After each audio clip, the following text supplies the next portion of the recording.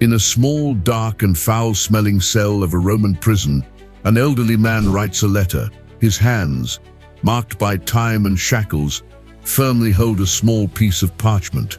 At his side, another man waits anxiously. This man carries with him a story that few know, but one that would forever change the meaning of freedom in the ancient world. His name was Onesimus, a runaway slave who, by an extraordinary twist of fate, found himself in the presence of the Apostle Paul. Why would an apostle of Christ defend a slave against his master? What happened in the shadows of Rome that transformed a fugitive servant into a respected leader of the early church? How did a man whose name means useful go from being disposable property to one of the most influential bishops of nascent Christianity? Among the faded pages of Christian history, there are characters whose lives were completely transformed by their encounter with the gospel. But few stories so powerfully illustrate the power of redemption as the journey of Onesimus. His extraordinary trajectory from the chains of slavery to spiritual leadership remains one of the most remarkable examples of personal transformation in the Bible. This story brings a perspective on freedom and human dignity that few know. In the shadows of an empire that valued hierarchy and ownership, a revolutionary message was born that would challenge the very foundations of Roman society. And at the center of this silent drama was a simple slave whose life would shape the future of Christianity. What did Paul write in that small letter that would forever change Onesimus's life? And how would such a small document, with just 335 words in the original Greek, end up influencing centuries of Christian thinking about equality, forgiveness, and redemption? To understand the impact of Onesimus's story, we first need to understand the world in which he lived. In the 1st century after Christ, the Roman Empire stretched like a colossus across 3 continents. From its stone-paved streets to its imposing marble structures, Rome represented the height of human civilization up to that point. But beneath its impressive surface lay a brutal reality for millions of people. Slavery wasn't just common in the Roman world, it was the fundamental gear that moved its entire economy. Imagine a world where 1/3 of the population had no basic rights, a world where human beings were considered property, bought and sold like animals in crowded marketplaces. This was the world Onesimus knew. For a slave like him, life wasn't much different from that of a horse or an ox. He existed only to serve and work. In the city of Colossae, in the region of Phrygia, modern-day Turkey, lived a man named Philemon. Unlike most Roman citizens, Philemon had converted to Christianity, a religion still young and considered suspicious by the authorities. His home served as a meeting point for local Christians. Like many wealthy men of the time, Philemon owned slaves, and among them was Onesimus. Upper-middle-class Roman homes were busy spaces. In them, slaves performed all household tasks, from cooking and cleaning to caring for children and managing finances. Onesimus probably witnessed the Christian meetings in his master's house, listening discreetly while working, absorbing the strange teachings about a man called Jesus. The Roman world operated under a rigid code of honor. Social position determined almost everything in a person's life: how they would be treated, who they could speak to, even how they would walk down the streets.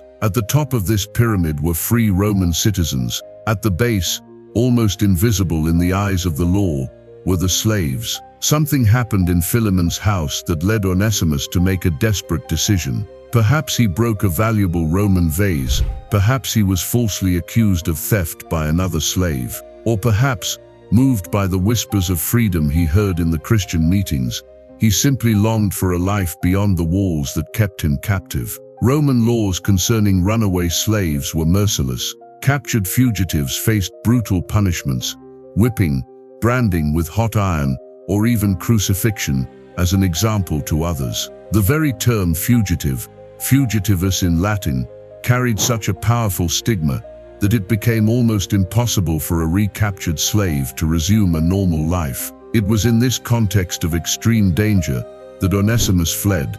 With little more than the clothes on his back, he embarked on a desperate journey toward the only place where a fugitive could disappear. Rome itself, a massive city of approximately 1 million inhabitants, where narrow alleys and overcrowded tenements offered anonymity to those who wished to disappear. The streets of Rome were a chaotic labyrinth. For a provincial foreigner like Onesimus, the eternal city was both dazzling and terrifying. White marble temples gleamed under the sun. The marketplace buzzed with languages from dozens of nations, and at every corner, patrols of the Praetorian Guard searched for criminals, seditionists, and runaway slaves. Onesimus needed work and shelter. Without specialized skills beyond domestic service, his options were limited. He likely joined the ranks of the dispossessed, who slept under the arcades of the Circus Maximus or in the dark recesses of the Campus Martius. During the day, he blended with the temporary workers at the port of the Tiber, loading goods from ships that fed the insatiable capital of the empire. Each day brought the constant fear of capture. Every unfamiliar face could be an informant seeking the reward for turning in a runaway slave. Onesimus's crime wasn't trivial.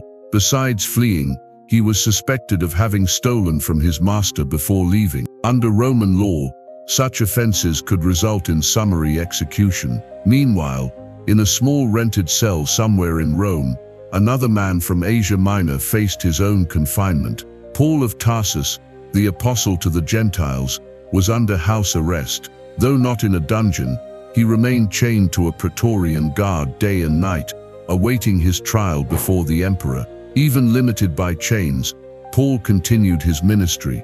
Visitors came daily to seek his guidance and hear his teachings. Among these visitors were Christians from all social classes, merchants, artisans, slaves, and even some members of Caesar's household.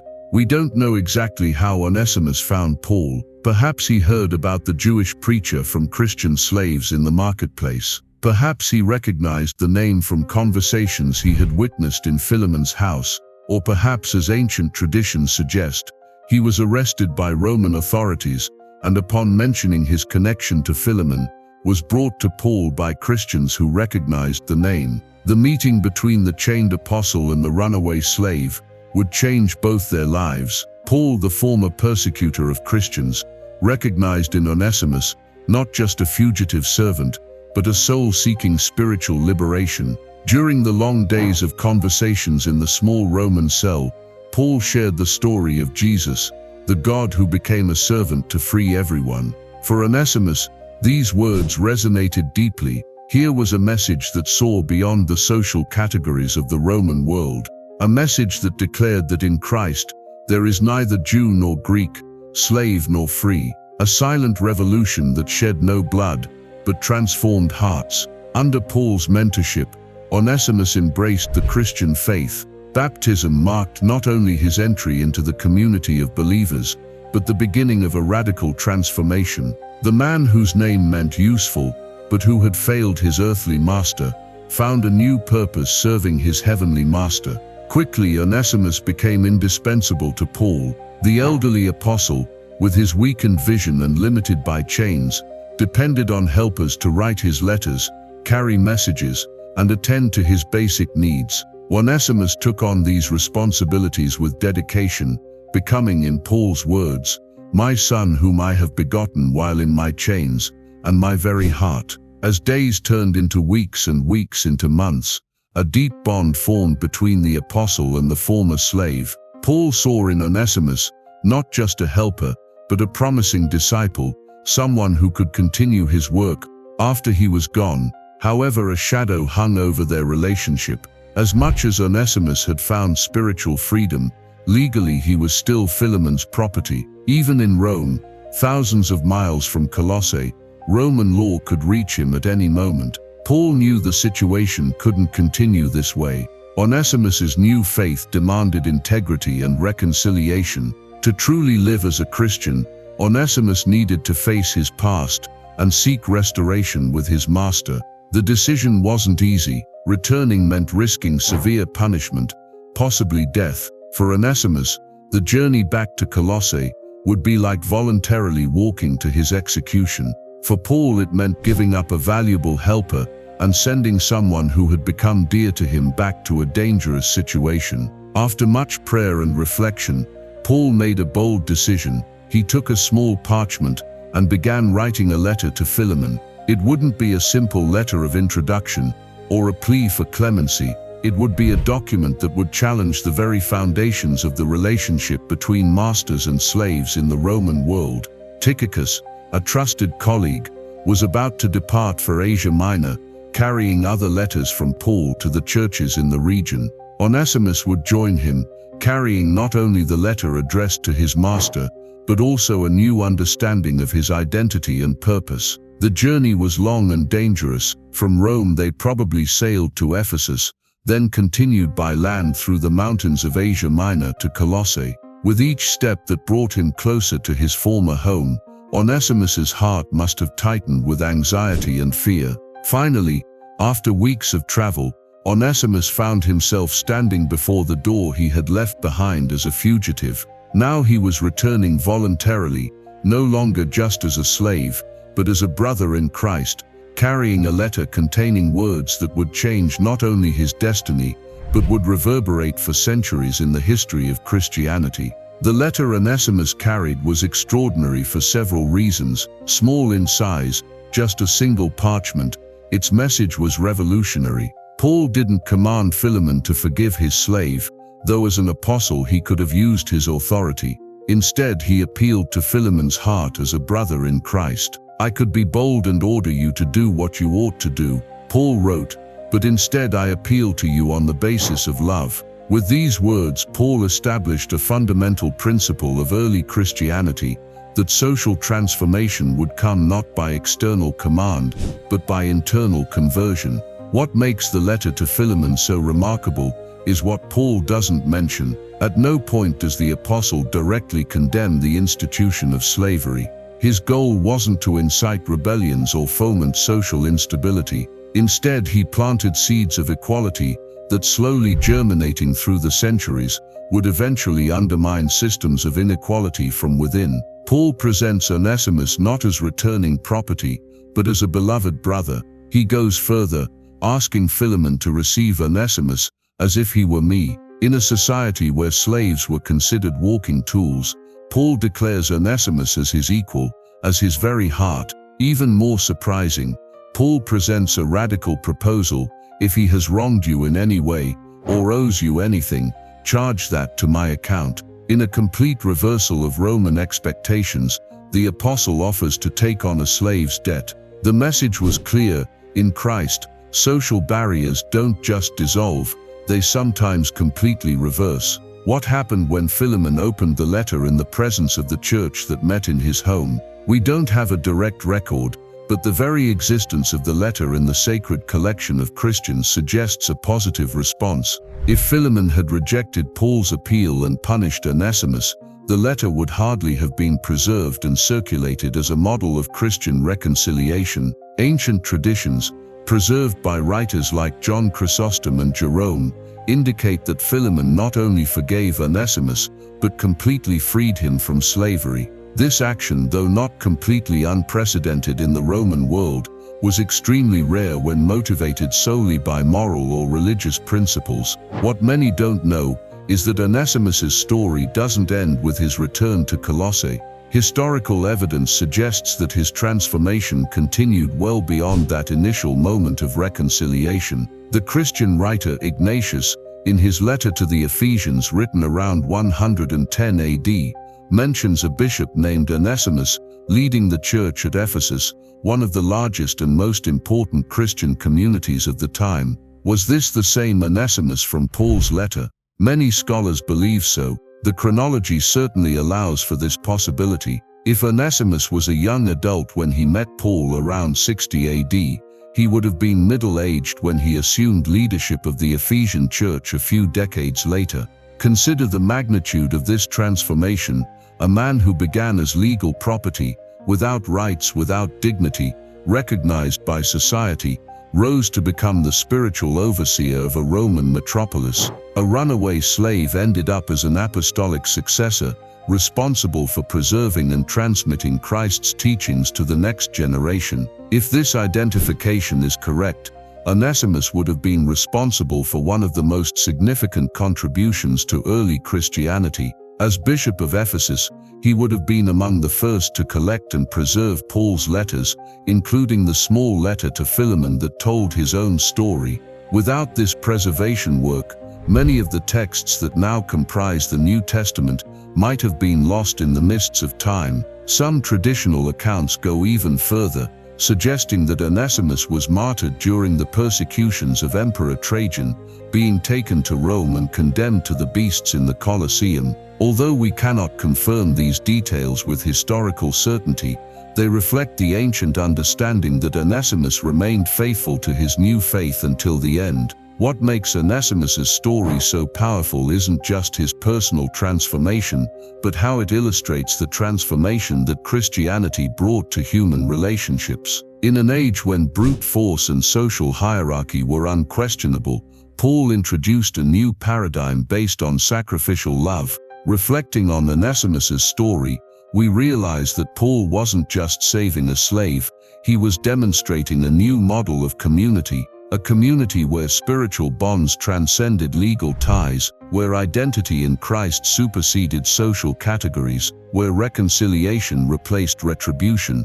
To discover more fascinating stories like this, simply subscribe to the channel. Stories of ordinary people who, touched by the extraordinary, transformed the course of human history, often without their names being recorded in great books or monuments. The small letter to Philemon, often forgotten among Paul's more extensive and theological writings, reveals itself as one of the most radical documents of antiquity. In just 335 words, Paul silently challenged the entire caste system that sustained the Roman Empire.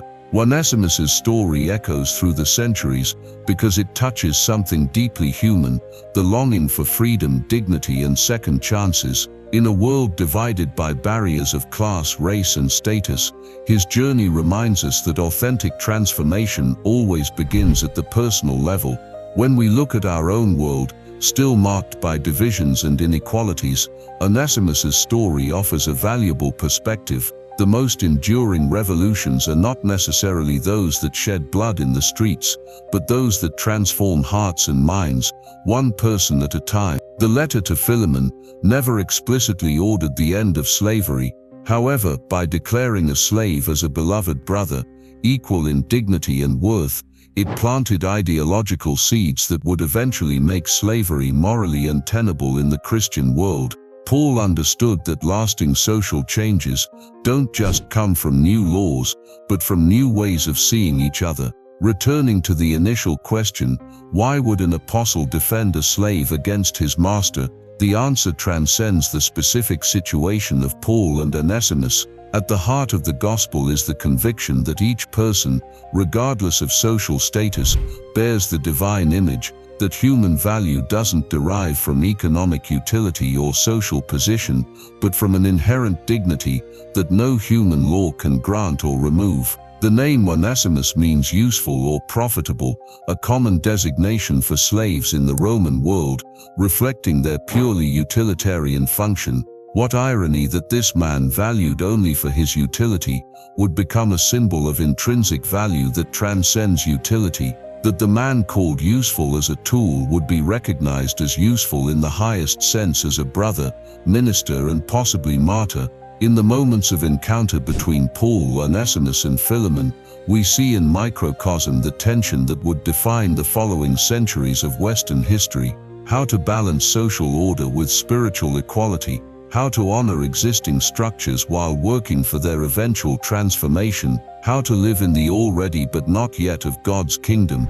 Perhaps the deepest aspect of Onesimus's story is how it challenges our own categories. Who among us is not in some sense a fugitive seeking redemption? Who doesn't carry burdens from the past that seem impossible to overcome? Onesimus's story reminds us that no past is so dark that it cannot be illuminated, no debt so great that it cannot be forgiven. Paul's final words to Philemon carry a serene confidence.